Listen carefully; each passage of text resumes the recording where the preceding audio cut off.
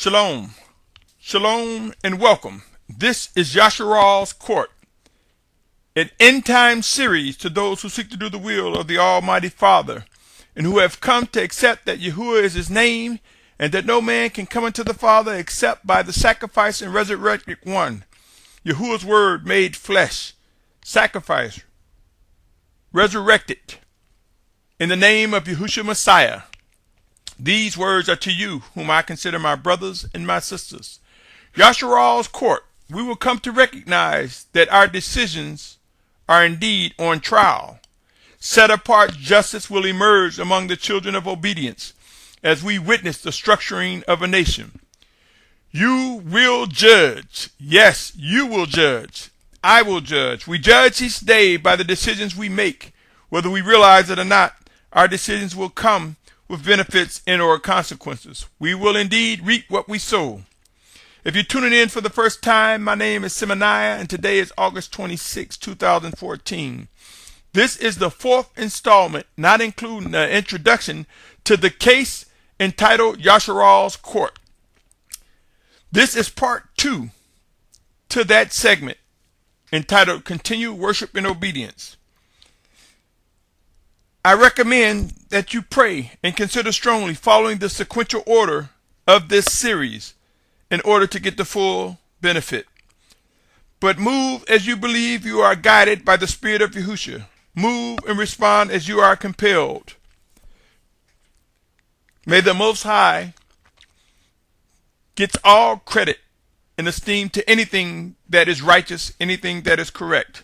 With that said, let us pick up where we left off on the matter of continued worship. I was talking about the blueprint towards maturity as it relates to the feast times. While people continue on with the debate of when a day began or whether or not we should be celebrating the feast times or how we should do it, while people have been overtaken by the letter of the text and choose to ignore his living voice on the matter, I believe, as I sought instruction regarding these matters, that the Spirit of Yahushua informed me that within the 7 feast times is a blueprint towards true fellowship and unity with the Almighty Father Yahuwah and his children through Yahushua Messiah. Allow me to state briefly that blueprint. Passover. Passover brings instructions and warning, informing us of life or death decisions. Unleavened bread informs us of righteousness versus unrighteous influence and the need to practice coming away from unrighteousness and purge evil from among us. First fruits demonstrate how some will learn quicker than others. Some will be akin to first responders, quick to obey. So to speak, they would be like first responders. They will come to discern and respond with swiftness. These will represent the first fruit.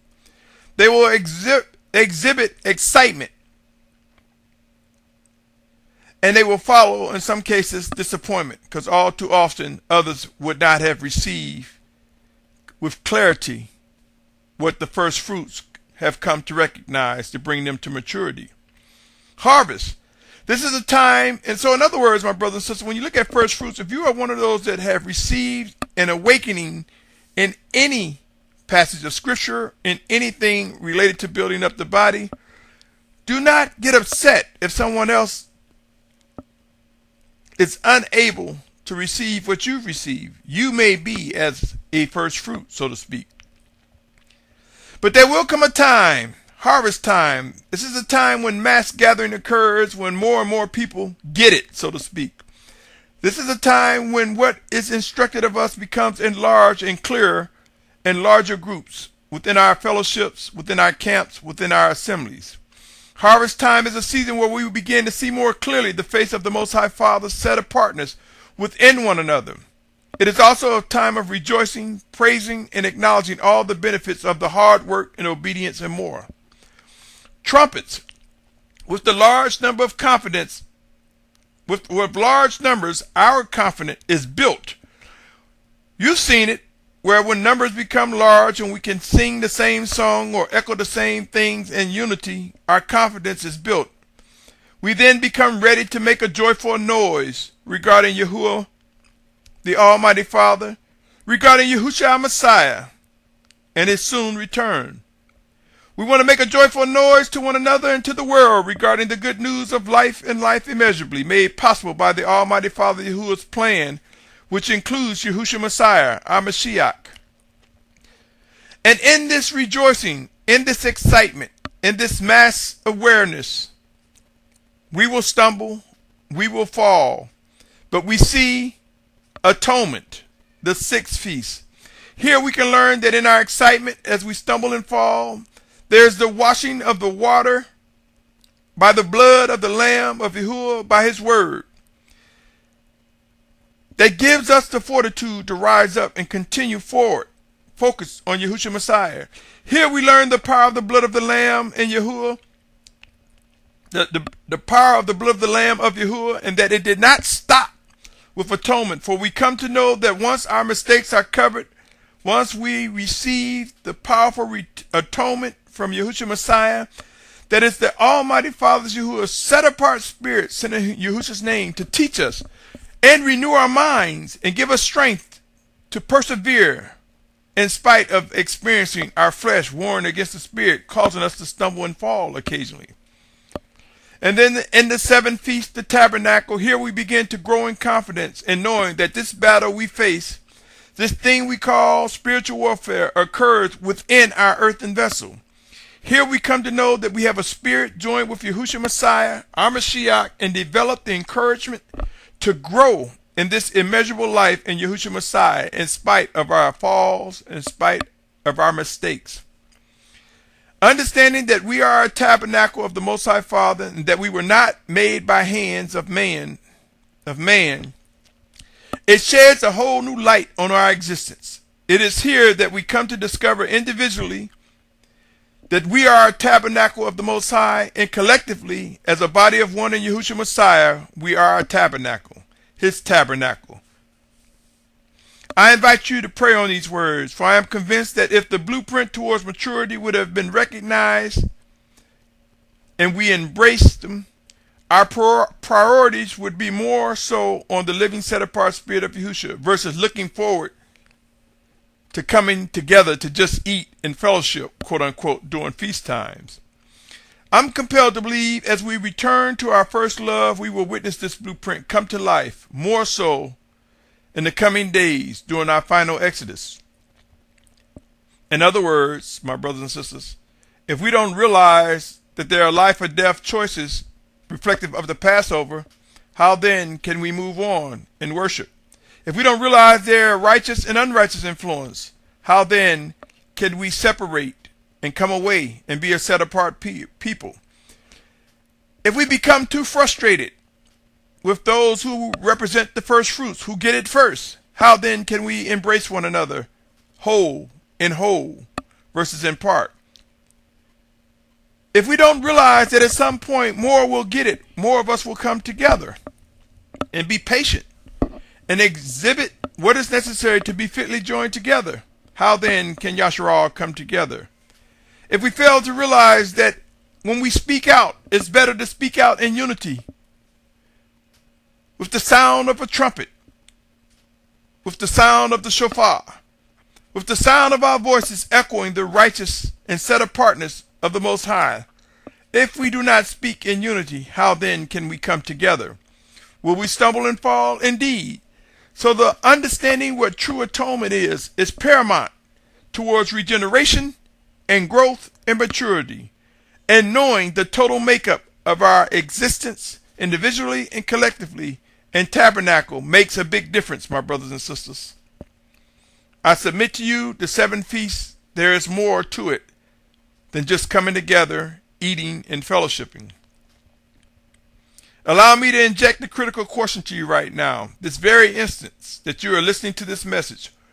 What if you was faced with making a decision that this very moment regarding who you will worship and obey? What if your physical life and permanent life dependent on your decision. Are you prepared to make that choice? Are you prepared to make a choice that will affect your earthen vessel in eternity?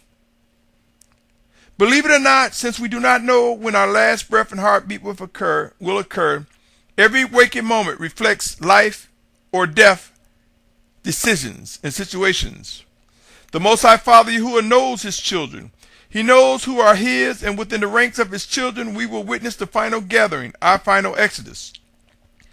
There will be emergence of the 144,000 in multitude who will come out of the great tribulation. There will be strong brothers and sisters who will face martyrdom. There will be those left behind as well as those who will die, fulfilling the falling away in other scriptures. All that is written will be whole, made whole, and true and clear to us, O Yasharal.